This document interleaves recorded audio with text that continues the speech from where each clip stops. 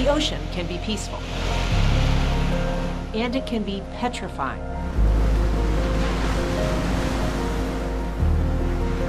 But it can't be avoided.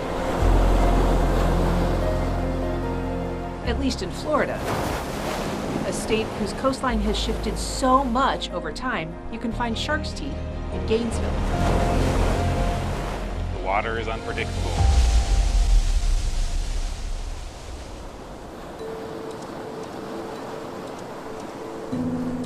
For the past 4 years, Brendan Rivers has been in charge of Adapt, a digital magazine and podcast focused on climate change in Northeast Florida. A lot of those people want to come to the state because of the water. So they want to be near the water, they want to be on the water. But, I mean, the truth of the matter is that's not a safe place to live. The risk stretches far inland as well.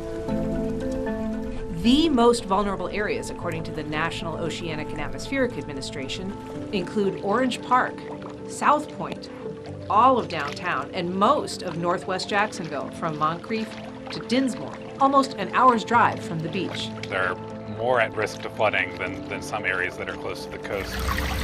Flooding is happening in pretty much every corner of Jacksonville. Ann Colanesi is Jacksonville's first ever Chief Resilience Officer. She says climate change increases the risk of compound flooding, which includes everything from heavier rainfall to higher river levels, more powerful storms, and extreme high tides.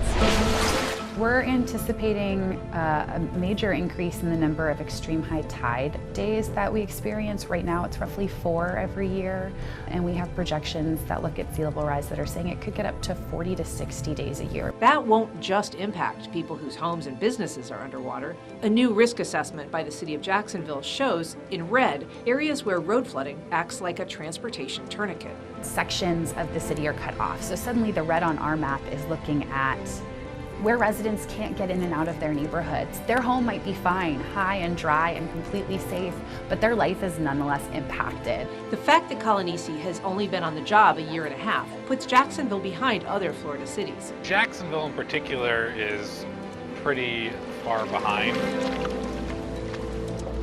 But being late to the game could offer some upsides.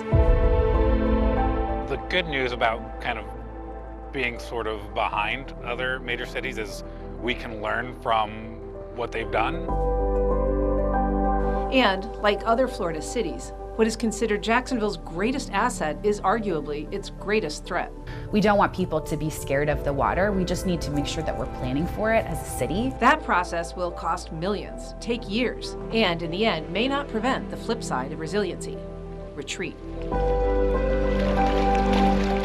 But despite the monumental challenge, Colanesi says the city is engaged and prepared to confront its turbulent future.